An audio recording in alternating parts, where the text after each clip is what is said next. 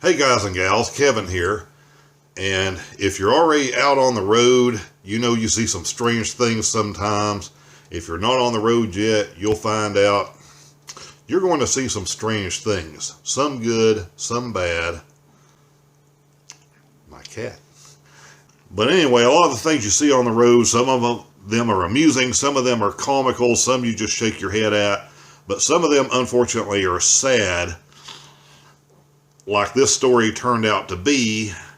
And I have seen many people do exactly the same thing that led to this situation.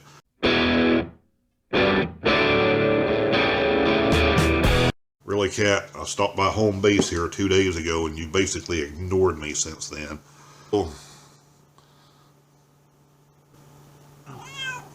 My cat is about 18 and has earned the right to be as finicky as she wants to be. Now, rather than sit and be judgmental about this horrible story, it's more important that we take away something from it, what we can learn to make sure that I or you, or hopefully no one else, ever gets into this same kind of horrible situation. All right, let's get to the story. Here's the short version of this, and I'm going to post a link to the original story down in the description. This gentleman, about 70 years old, from California, doing the van life thing, traveling across the country in a minivan. Of course, that's not really the issue. Ends up in Minnesota, ends up in a parking lot, a Walmart parking lot, and decides he needs to make breakfast. Now, you will see a lot of RVs and things in Walmart parking lots. You will see people in cars and stuff in parking lots, vans, minivans, trying to stay overnight. You know, this is not a campground. You have idiot people in $200,000 RVs that think they need to pull out their slides and sit down their jacks. And these are the things that just cause annoying problems for people. And being able to stop at Walmarts is great when you're between places or you're somewhere you're not close to a campground or weather gets bad. There's all kinds of reasons that it's great. And we don't want to see this come to an end because of people's mistakes and silliness. But in this gentleman's case, he decided to make breakfast. And basically, with whatever he was using to make breakfast, his little propane stove, butane, I'm not really sure what he was using, but he was doing it outside the van. But instead of being parked way over to a side area like most RVs are, generally where semi-trucks and things will be over at the side of a lot away from everyone, he's doing the stealth thing and in his minivan right next to other vehicles. Apparently, he gets done with breakfast, throws his stuff back in the rig, and I'm not sure if he walked in the store. I'm not sure if he was in the rig when this happened, but clothes and things ended up too close to it. It was still hot. It burst into flames. His van went up in flames. That's the first part of the bad part. The worst part of this is because he was sitting there, vehicle, he was next to another minivan. And in that minivan were two children. Because the children were asleep, the mother had run into the store and left them in the van. I'm not here to do blame. This isn't a parenting issue. Reality is just about everyone has done this at some point in time. Until the last couple of years, it wasn't a big deal. Unfortunately, on this day, it was a big deal because his van caught the other van on fire. And before everyone could get there to put out flames, the two children in this van, one ended up badly burned, the other one died. All because of this gentleman's bad decision. This happened a little while back. I waited to put this video out because I wanted to see how this was going to play out in the court system. And the research I've done, I just can't find an answer. I don't know if it's going to trial yet. I don't know if they settled.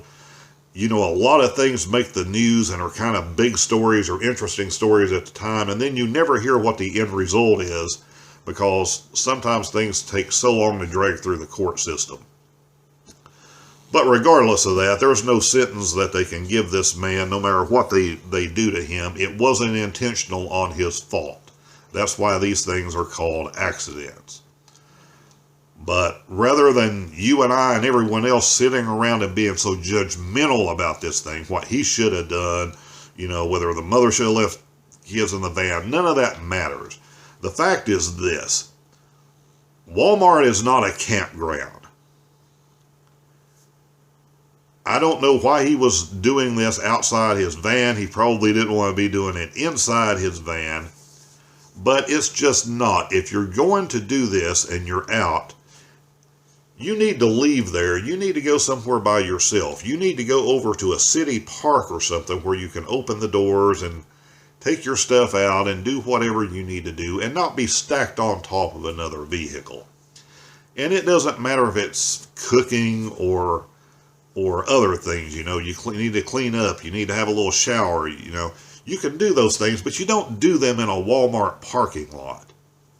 The 5 or 6 week trip I just came back out of for a couple of days because I need to do taxes, and hopefully we'll be back on the road again in a couple of days, regardless of what's going on out in the real world.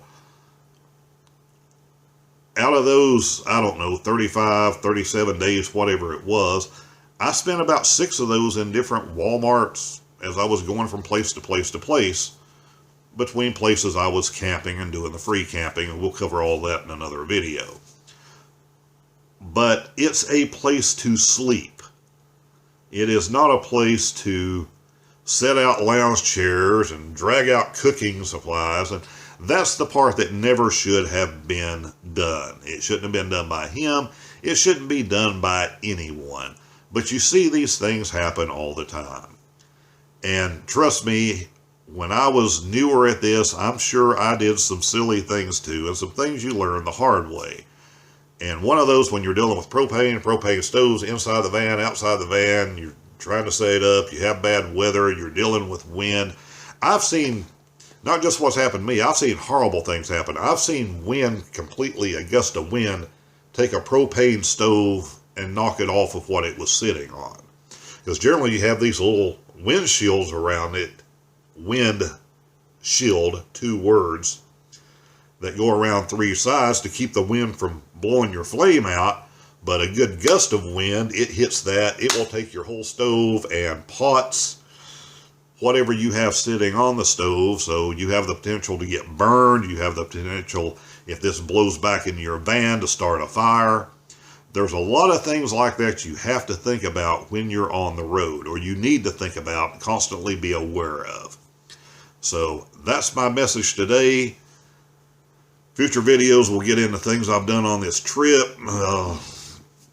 Just a lot of stuff I have coming up, a lot of stuff I have almost ready to go as soon as I can get it ready to go. My total trip cost of this part of this trip. Some things I think you'll find interesting, being able to finally, hopefully, get these 2 vans that I use together to do some comparisons if I can get the weather to cooperate. So we'll try to get that stuff done here coming up soon. I appreciate you watching, I really do. We'll see you next time.